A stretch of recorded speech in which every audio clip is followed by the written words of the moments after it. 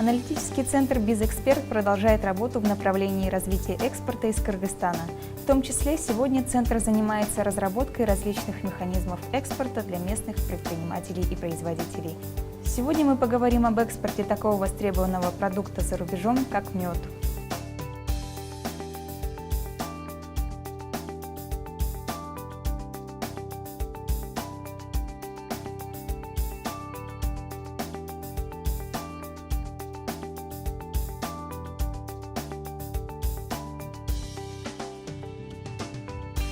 Казим Каракетов, генеральный директор ОСО Дары Тяньшаня, рассказал нам в интервью об основных подводных камнях, с которыми сталкиваются местные производители меда, выходя на рынок экспорта. Кроме того, команде «Бизэксперта» удалось лично побывать на заводе и понаблюдать за процессом производства меда.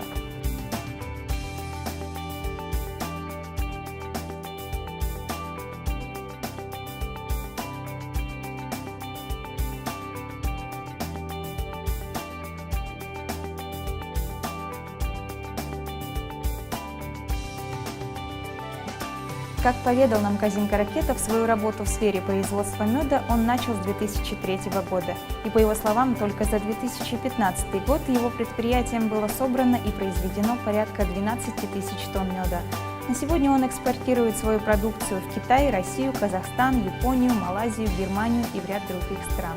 Здание приобрели в 2011 году, оно было в аварийном состоянии, и здесь не было ни электричества, ничего, все было разбито, и мы начали, формировать здесь команду. И ушло порядка 5 лет. В данный момент работа еще не закончена, но мы планируем здесь создать предприятие, которое будет соответствовать всем мировым нормам контроля стандарта качества производимой продукции. По словам Каракетова, на данный момент в Кыргызстане основными проблемами развития отрасли являются отсутствие достаточных навыков в производстве и механизмах экспорта. Проблемы такие, что у людей недостаточно есть знаний, они не осведомлены с новыми методами. Люди некоторые не хотят менять свои технологии, они зациклены на определенных своих процессах. Надо менять уже полностью весь инвентарь. Сейчас появилось, уже новые ульи появились, новые оборудования появились. Вот это все надо внедрять. Сегодня Дары Тяньшаня активно борется с названными проблемами. Так, с начала 2016 года на заводе действует лаборатория контроля качества, созданная для более глубокого исследования продукта.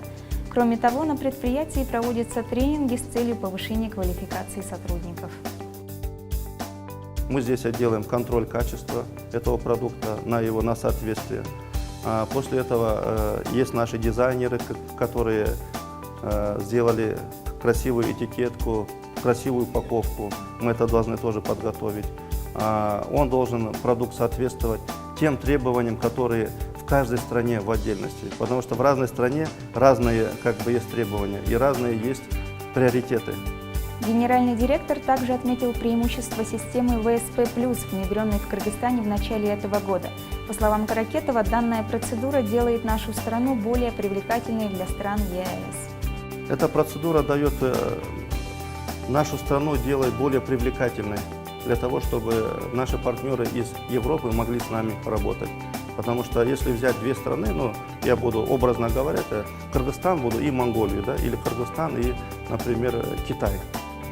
Если человек покупает одинаковый товар, одинакового качества, у нас есть одинаковый товар, одинакового качества и в Кыргызстане, и в Китае, то естественно, что немцам, возможно, будет более интересно работать с нами, потому что они не будут платить эти таможенные пошлины. И напоследок он рассказал, как отличить хороший мед от некачественного.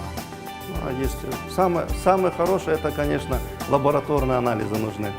А если на бытовом уровне, есть различные, люди придумали различные методы фальсификации. Но если взять физические свойства, мед можно взять и в кожу. Если будете втирать, он обязательно вотрется в кожу, не останется крупинок. Если там есть сахар, если просто сахара сделаны, то крупинки останутся. Второе, конечно, есть у меда такие тоже свойства. Если возьмете мед в жидком состоянии, струя от меда, она будет очень длинно тянуться.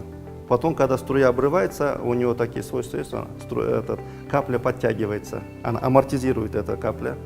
есть такие. Потом можно, ну, чуть-чуть даже поджечь можно, вы можете почувствовать сам запах